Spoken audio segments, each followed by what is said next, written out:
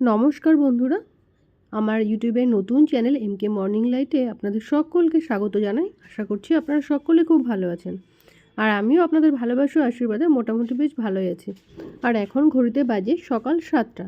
তো এখন থেকে আমি ব্লগটি স্টার্ট করছি।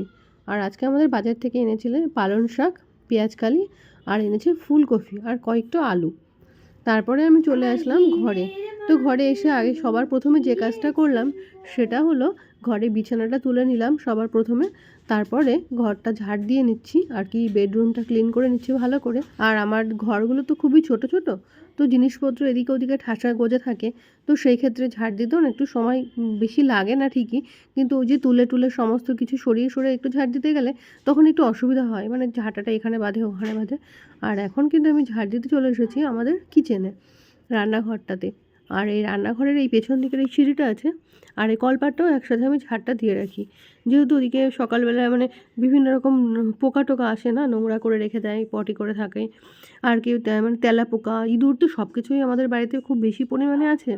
তো ওই জন্য আর কি সব দিকে ঝাড়ঝুট না দিয়ে না রান্নাঘরে যেন রান্না করতেও ইচ্ছা করে না, এদিকে নোংরা ঝোংরা ছড়িয়ে ছিটিয়ে রাখি। আর ইঁদুর তো সারা রাত হলে রান্নাঘরে এখানকার জিনিস ওখানে নিয়ে যায়, ওখানকার জিনিস এখানে নিয়ে চলে আসে। তো এই হচ্ছে আমাদের বাড়ির মানে রান্নাঘরের বিশেষ করে কাজ। তো রান্নাঘর থেকে আসার সময় সমস্ত জিনিসটা আমি ঢেকে রেখে আসি, আর যেগুলো নিয়ে আসার মতো সেগুলো নিয়ে চলে আসি মানে এই দিকে। আর যদি ডিমটা রাখি না টেবিলের নিচে, তাহলে ডিমটাও কিন্তু খেয়ে যাচ্ছে, জানি না কিসে করছে। তবে আজকাল মনে হচ্ছে ভাম বলে একটা কিছু আছে, তো বড়মশাই বলছিল যে ভাম নাকি এসে ডিমগুলো খেয়ে যাচ্ছে। যাই হোক, বাইরে যদি একটা আলুও থাকে মানে আলুটাও কিন্তু নিয়ে চলে যায়। কিসে যে কী করছে রান্নাঘরে বললাম যে কোনো কিছুই রাখার উপায় নেই। আর এখন আমি চলে এসেছি বাইরে পুজোর বাসনটা মাজতে আর কি। তো পুজোর বাসনটা দেখলে প্রথমে আমরুল শাক দিয়ে আর কি ডলে নিলাম। আর আমরুল শাক দিয়ে মানে পরিষ্কার করলে না ভালো বাসনগুলো ভালো পরিষ্কার হয়। তো তারপরে আমি বাসন মাজার সাবান দিয়ে আর কি বাসনগুলো মাজি। আর এগুলো না বাইরে না আনলে না জোর দিয়ে মাজাও যায় না। আর যেহেতু একটু ঠান্ডা ঠান্ডা আছে এদিকে, তো কলপাড়ের দিকে একটু রোদ থাকে তো সামনের দিকে, তো সামনের দিকে কাজ করতে বেশ ভালোই লাগে আমার। পেছন দিকটা বেশ ছায়া ছায়া ঠান্ডা লাগে, ভাল লাগে না। আর এই যে রান্না হবে এখন কচুর তরকারি, তো মাছ দিয়ে কচু দিয়ে রান্না হবে। তো তার জন্য কচুগুলো ভালো করে আগে কেটে নিলাম। আর কচুটা কিন্তু চোখ রাখলে একটুও হবে না, কচু চোখগুলো বেশি করে আর কি, মানে চোখটা আর কি দেখতে গেলে বাইরে বসে তো কাটতেই হবে। আর মানে কচুর খোসাটা আর কি যেটা ফেলতে হবে সেটা কিন্তু অনেক বেশি পরিমাণে ফেলতে হবে। আর আজকে আমাদের বাজার থেকে এনেছে দেখো শোল মাছ, এই শোল মাছটা দিয়ে রান্না করব। তো সব তো আর রান্না করব না, কিছুটা তুলে রাখবো ফ্রিজে, আর কিছুটা আজকের জন্য রান্না করব। তো এই মাছটুকু নিয়ে নিয়েছি, আজকে এটা দিয়ে মাছটা রান্না করব। তো নুন হলুদ মাখিয়ে নিলাম সবার প্রথমে, এবার নিয়ে নিচ্ছি দাগাগুলো। আর এই দাগাগুলো একটু প্রথমে ভাজা করে নিচ্ছি, মানে কড়াইতে আগে এগুলো ভালো করে গরম তেলের উপরে দিয়ে দিয়ে ভাজতে হয়, তো তেলটাও বেশি থাকে। আর সবার লাস্টে মাথাটা ভাজা করে নেব। তো মাথাটা লাস্টে দিলে কি ওটা তো মাছ থাকে না খুব একটা, ওই জন্য লাস্টে ভাজা করি। আর তার জন্য কিন্তু আমি বড়িটাও আগে থেকেই ভেজে রেখেছি, বড়ি দিয়ে মাছ দিয়ে ঝোল হবে। আর যেহেতু মাছটা নষ্ট হয়ে যাবে, তো সেই ভয়ে না স্নান করার আগে আর কি মাছ টাছগুলো ধুয়ে ভাজা করে, আর সবজি তো কাটাই আছে, দেখলে কাটা মানে কেটে ধুয়ে সব রেডি করে রেখে এসেছি। এবারে স্নান করে চলে এলাম, এসে এই দেখো ক্রিম টিমগুলো মেখে নিচ্ছি, একটু সানস্ক্রিন মাখলাম, ময়শ্চারাইজার সানস্ক্রিন মেখে তারপরে কিন্তু আমি রান্না করতে যাই রোজই। তো চেষ্টা করি এগুলো মেনটেন করে চলার আর কি, নিজেকে পরিপাটি রাখার, সংসার সামলেও নিজেকে পরিপাটি রাখার চেষ্টা করি। তো এটা আমরা না করলে এইভাবে কিন্তু আমরা কখনোই সময় বের করতে পারবো না। তো আমাদের কাজ তো আমাদের করতেই হবে, তো তার সাথে আমাদের নিজেকে পরিপাটি রাখাটা কিন্তু খুব প্রয়োজন। প্রত্যেকটা মানুষেরই কথা বলছি, যে শুধু আমার জন্য নয়, তা সবাই তো সংসারে কাজে সময়ই পায় না, কিন্তু নিজেকে পরিপাটি রাখতেই হবে আমাদেরকে এইভাবে। একটু করে হলেও 5 মিনিটের জন্য একটু সময় করে নিতে হবে আমাদের জন্য, যে একটু রান্না করতে যাওয়ার আগে একটু সানস্ক্রিন মেখে গেলাম। তো এইভাবে আমিও চেষ্টা করি যে নিজেকে পরিপাটি রাখার। আর দেখো স্নান টান করে সিঁদুর টিঁদুর পরে নিলাম, সানস্ক্রিনটি মেখেও নিয়েছি, ক্রিম ময়শ্চারাইজার মেখে। আর এখন চলে এসেছি আমি যে পুজো করতে। তো পুজো টুজোগুলো দিয়ে নিচ্ছি তাড়াতাড়ি করে। আর এখন তো বাড়িতে আর কোনো ফুল হয় না, মানে আমাদের বাড়িতে আর কোনো ফুল নেই, এখন সব সময় ফুলটা কিনেই আনা হয় রোজ বাজার থেকে। আর এই গাঁদা ফুল দিয়েই বেশি পুজোটা করতে হয়, কোনো ফুলই তো বাড়িতে নেই সেরকম। আগে কিছুদিন সাদা ফুল ফুটতো, এখন আর সেটাও ফুটছে না, একটা দুটো করে ফুটলেও না ঠাকুরের চরণে দিতেও সুবিধা হয়। তো যাই হোক, এরকমভাবেই আমি এখন পুজোটা করছি। আর বন্ধুরা, আপনারা যারা এখনও অবধি আমার এই চ্যানেলটাকে সাবস্ক্রাইব করেননি তারা অবশ্যই একটা সাবস্ক্রাইব করে দেবেন। আর যদি আমার ভিডিওগুলো আপনাদের ভালো লেগে থাকে তাহলে অবশ্যই লাইক কমেন্ট শেয়ার করে আমার পাশে থাকবেন। আর এবার দেখো পুজো টুজো করে চলে এলাম রান্নাঘরে। তো রান্না করতে এখন রান্না হচ্ছে, সেই কচুটা তো আগে থেকে কাটা ছিল, দেখিয়ে দিয়েছিলাম যে কচুটা কাটছিলাম। আর এখন এই কচুটাকে সেদ্ধ করে নিচ্ছি। তো প্রেশারে একটু সেদ্ধ করে নিলে না তাড়াতাড়ি হয়। আর যেদিকে দেখি কড়াইটা তো লাগছে, আমার কড়াইটা তো খালি নেই, তো তার জন্য আর কি প্রেশারে বসিয়ে দিয়েছি। আর প্রেশারে বসালে না চাপটাও কম থাকে, তাড়াতাড়ি সেদ্ধটাও হয়ে যায়, আর কোনো ঝামেলাও থাকে না। আর ওদিকে ফ্রিজ থেকে কয়েকটা আমলকি বার করে রেখেছি, যেহেতু একদম ঠান্ডা আমলকি, মানে রস করলে তো খাওয়াই যাবে না এখন।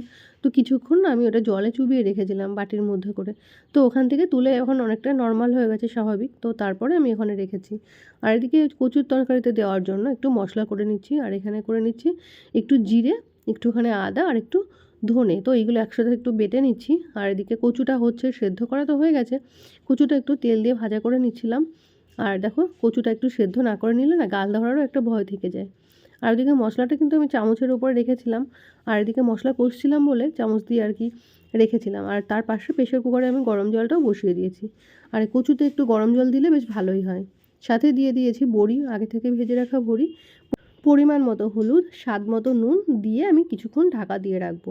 আর যখন আমার ঝোলটা ফুটতে থাকবে একদম টকবগিয়ে, তখন কিন্তু আমি মাছগুলো ছেড়ে দেবো তরকারির মধ্যে। তো এখন কিন্তু আমার ঝোলটা ফুটতে শুরু করেছে অটোমেটিক, তো আমি কিন্তু এবার মাছগুলো দিয়ে দিতেই পারি। তো এরকমভাবে আমি মাছগুলো আস্তে আস্তে দিয়ে দিই। আর দেখো এরকম ঢাকা দেওয়া হয়ে গেছিলো, কিছুক্ষণ পরেই দেখলাম বড়িগুলো বেশ মোটা মোটা হয়ে গেছে। আর মাথাটা তো আগেই দেওয়া ছিল, তো এবার ভাবছি একদম মানে টকবক করে ফুটছে, তো ঢাকা দেওয়ার পরে এবার মাছগুলো আমি দিয়ে দিচ্ছি। আর এখন কিন্তু বেশ কচু দিয়ে বড়ি দিয়ে মাছ দিয়ে খেতে কিন্তু বেশ ভালোই লাগে। আর এটা তো শোল মাছ, জ্যান্ত মাছ, তো যে কোনো জ্যান্ত মাছ কিন্তু কচু দিয়ে বেশ ভালোই মানায়। তো আমরা কিন্তু এরকমভাবে খাই, তোমরা কেমনভাবে কী খাও অবশ্যই আমাকে জানিও কমেন্টে। তো আগে তো শ্বশুরবাড়িতে থাকতে খুব খেতাম কচুর তরকারি, কচুর সব কিছু, এমনকি নিরামিষ কচুর ঝোলও আমরা খেয়েছি।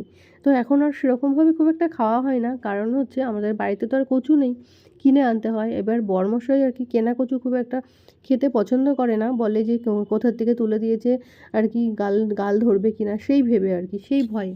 কিন্তু কচু ভাতেটা কিন্তু খেতে আমার বেশ ভালোই লাগে। আমি তো কচু আনলেই কখনো মানে রান্না করার আগেই আর কি ভাতে করে খেয়ে নিই, মানে ভাতের মধ্যে সেদ্ধ দিয়ে আমি করে খেয়ে নিই। ছেলে খুব একটা খেতে ভালোবাসে না, তো ওকে ঝোল টোল করলে তখন ওকে একটু আধটু দিয়ে দিই।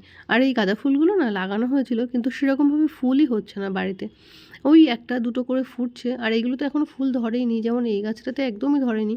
তো ওই জলই দিয়ে যাচ্ছি, জানি না কবে ফুটবে। তো আশা করছি ফুটবে, কিন্তু দেখি কবে হয়। আর এদিকে একটা নয়নতারা গাছ আছে, এই গাছটাতেও জল দিচ্ছি, কিন্তু এই গাছটাতে না অনেকটাই ফুল ধরতো আগে। আর এই সামনে তো গরম আসছে, এবার আশা করছি ফুলগুলো ফুটবে। আর এদিকে দেখো আমাদের একটা বাড়িতে আছে, গোলাপের গাছ। তো গোলাপটা খুব লাইট কালারের গোলাপটা, কিন্তু বেশ যখন ফুটে থাকে না গাছটা আলো করে, খুব ভালো দেখতে লাগে।